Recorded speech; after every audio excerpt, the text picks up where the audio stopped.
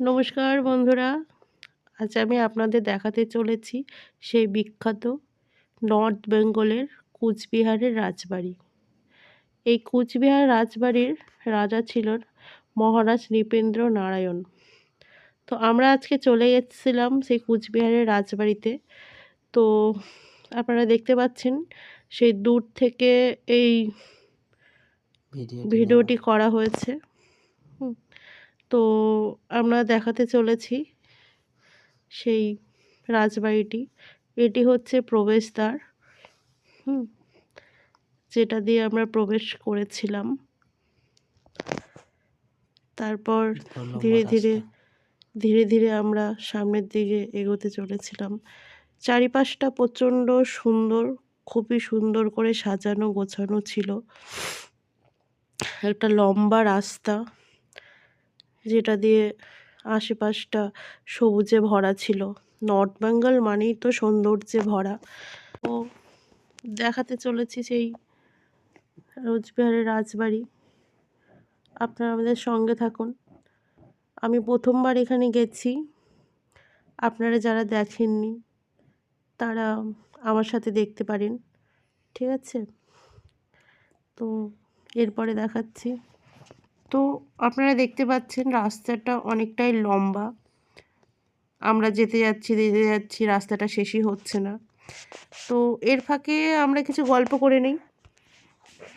রাজবাড়ি সম্বন্ধে একটুখানি জানি। আপনারা কতটা কি জানেন জানি না, বাট আমি যেটুকুটা জানি একটুখানি বলে দিচ্ছি। যে এই রাজবাড়িটির, কোচবিহারে যে রাজবাড়িটি এটা আমরা সামনে দেখতে পাচ্ছি, এটার আরেকটা নাম রয়েছে।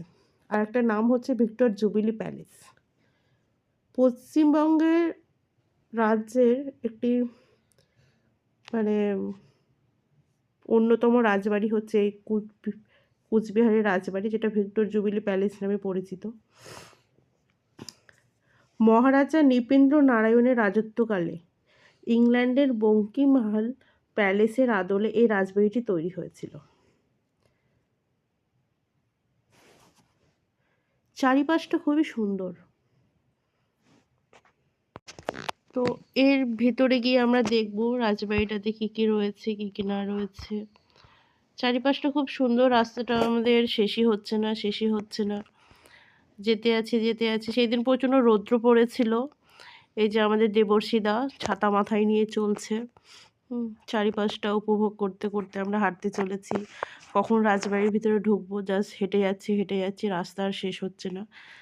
আপনারাও একটুখানি হয়তো ইরিটেট ফিল করছেন যে ভিডিওটা অনেক লেন্দি হয়ে যাচ্ছে, তো আপনারা না কেটে একটুখানি দেখতে থাকুন, তারপর আসল উপভোগটা করতে পারবেন। পাশে একটা সাইকেলও ছিল, আপনারা দেখলেন। হ্যাঁ, আমরা হেঁটে চলেছি, অনেকের ছাতা মাথায়, অনেকের ছাতা নেই। এই ভিডিওটা আমরা অনেক দিন আগের শ্যুট করা, তো আপলোড করা হয়নি। যাই হোক, তখন বেশ রৌদ্র ছিল, এখন তো শীতকাল পড়ে গেছে, তো কিছু ব্যস্ততার কারণে আপলোড করতে পারিনি। তো আশা করি আপনাদের দেখে ভালো লাগবে। আমার মতো যারা এখনও পর্যন্ত যেতে পারেননি, আমাদের সাথে সাথে আপনারাও দেখতে পারেন। একবার দেখে আসবেন, ঘুরে আসবেন সেই কোচবিহারের রাজবাড়ি, খুব ভালো লাগবে। জাস্ট আর কিছুক্ষণ হাঁটলেই আমরা পেয়ে যাব। চারিপাশটা দেখতে পাচ্ছেন কতটা সবুজে ঘেরা।